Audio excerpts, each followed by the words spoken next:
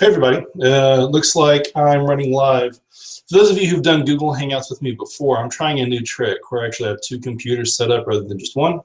One that I'm going to be talking to you from and one that I have available for screen sharing purposes. I'm sorry that we have to have class this way. Looks like we're going to miss at least a full week of class, which wouldn't be as big of a deal except for the fact that I'm also going to be gone for Friday and Monday for the Iowa caucuses trip. I might try and plan on me trying to actually having class on one or both of those days using the same technology we're using now. So don't go ahead and plan something for 1 o'clock on Friday and Monday thinking that you don't have to worry about class. We still might have it. But if we do, it'll be through the same kind of Google Hangouts setup that we're using right now. Couple of things that I wanted us to cover today for class, because we just can't afford to lose any more time. First thing that I want to do is talk a little bit about the course TigerNet site, kind of go over that a little bit, go over the course syllabus a little bit, and talk to you a little bit about at least one of the two textbooks so you can get a sense of the flow of the class, the idea behind how the class is going to be set up, and then how the textbooks fit into the course a little bit. So first of all, let's take a look at the syllabus. Let's see here.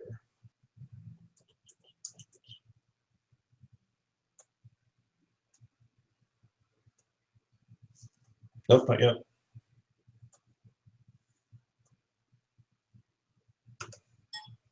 Okay, so here's a copy of the course syllabus. I'm sorry, not the course syllabus, of the course. Well, almost there.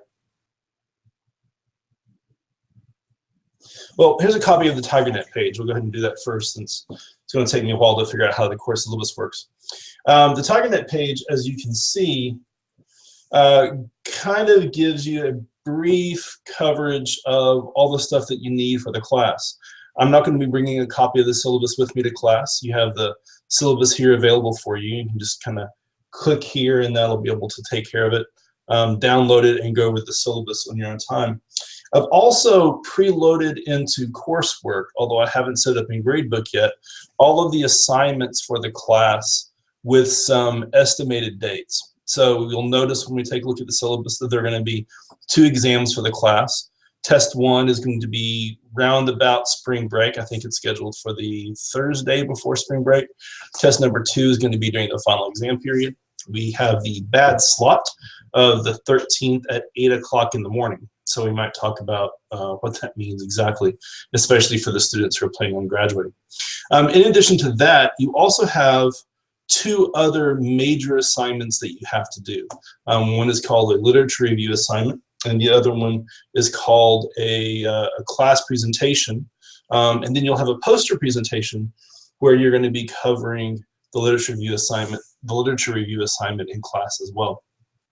So to kind of give you an idea of what's going on in the class, when things are due, you're welcome to go ahead and just come here and take a look at it. Now, switch over again and try this one more time.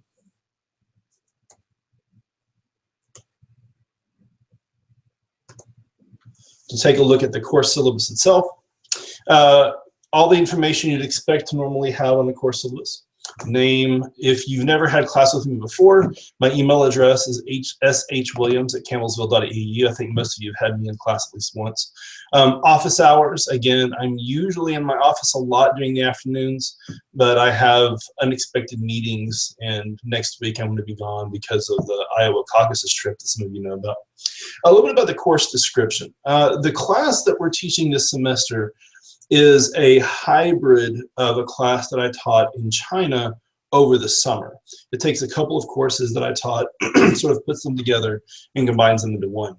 What we want to do is cover a little bit of Chinese history, a little bit of Chinese political history, and then use that as a bridge or a segue into discussing modern Chinese politics, and then maybe even a little bit of discussion about what we expect politics to look like in the future.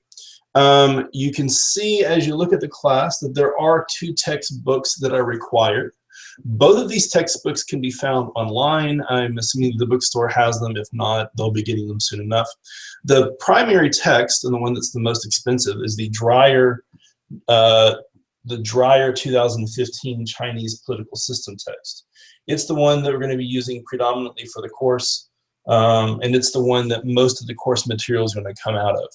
So if you're working on your class projects, if you're wanting to read for the semester, that's the one that you're probably really going to need the most. The second text, the Wasserman text, I also strongly encourage you to get.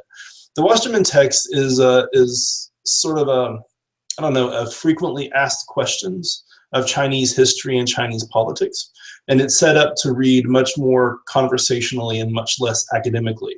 So it provides a simpler, more easy to understand review or introduction into some of the major concepts and terms in Chinese politics and Chinese history.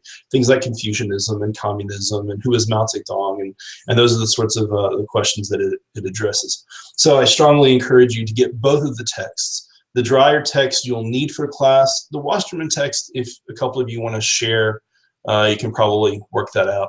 The Wasserman text is available via the Barnes & Noble or Kindle, the Nook or the Kindle sites, so you can always download those digitally, and that's pretty easy. One thing you'll also notice on this page is that we're going to be trying to take 1 or 2 trips over the course of the semester, one to Louisville and maybe one to Lexington, to a couple of cultural sites, a museum, and that way we can kind of look at some Chinese artifacts and talk a little bit about their meaning and their role, particularly in early Chinese history. As we already talked about, there are basically 3 or 4 types of assignments for the class. The exams are pretty standard, what you'd expect in most classes. The exams will cover heavily from the things that we cover in class, as well as some of the concepts from the textbook that we won't have a chance to discuss. We also have this review of scholarly literature, which is going to be the major paper. It's basically kind of like a bibliography for those of you who've never done it before. And by a bibliography, I mean that you're going to be, over the course of the semester, picking a topic and doing a review over that topic by identifying at least 25 sources, most of them scholarly sources, that are going to be used for you to analyze a question or a problem in the Chinese political system. So for example, the question that you may be asking is, what are the prospects for democracy in China? You would then go and find 25 sources, again, mostly scholarly literature, peer review sources, that ask the question or try to answer the question, what is the possibility or the prospects for democracy in China? You're going to take these 25 sources. You're going to put these sources together in an argumentative style paper. So it's not really like an annotated bibliography, but it's similar to it, where you're going to be making a logical argument and flowing through the steps of, well, what is democracy? What would it take? What would China have to do in order to become a democracy? What are the chances that China might actually become one? Now, you have this in written form, but you're also going to have to present this paper a couple of times. The first one is going to be an in-class presentation. Now, the plan of the class is that we're going to spend about the first half, probably mostly in lecture, a little bit of Q&A or class discussion, where we're going over some of the history and traditions of China, and the evolution of China from a feudal state, or rather from a feudal civilization, to what we might consider to be a modern nation state. After we've completed that story arc, in the second half of the semester, that's when we're going to be focusing on your individual topics. Each of the students will have a topic of interest. They will have prepared their literature. They will have sent the 25 sources to me prior to spring break. And then after spring break, you guys will have a chance to take a Tuesday class or maybe an entire week, and we're going to be discussing the questions that you have asked and try to find an answer. So that's the in-class presentation. Everyone will have completed their in-class presentation by April 1st. I'm sorry, we'll complete their presentation after April 1st, with maybe one exception. Then after the presentations are over, you will have the written assignment, which is going to be due April 25th, and then also the poster session, which you will have to submit during the normal social science fair poster period.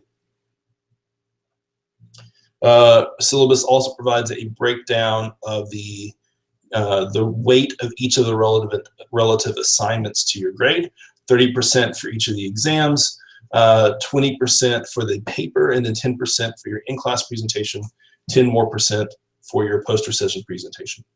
And then the rest of the syllabus is some pretty standard stuff, along with the legal liability material that we're required to present at the end of the semester. So it's kind of a brief rundown of the class, what the class looks like, and what some of the expectations for the course are going to be. Again, the first half of the course is mostly going to be the historical background information. Expect us to get into a fairly healthy discussion on the evolution of communism, what communism means, and how communism plays into Maoist thought. So those of you who are history or social studies majors will probably enjoy that part a little bit more. And then in the second half, we're going to focus almost entirely on contemporary issues, with the highlight being the class presentations that each of you are going to be doing and your responsibilities for leading class. So I think that's just about it. If you have any questions for the course, piece of cake, just shoot me an email and I'll be more than happy to respond as best I can. Otherwise, I guess I'll see all of you guys on Wednesday.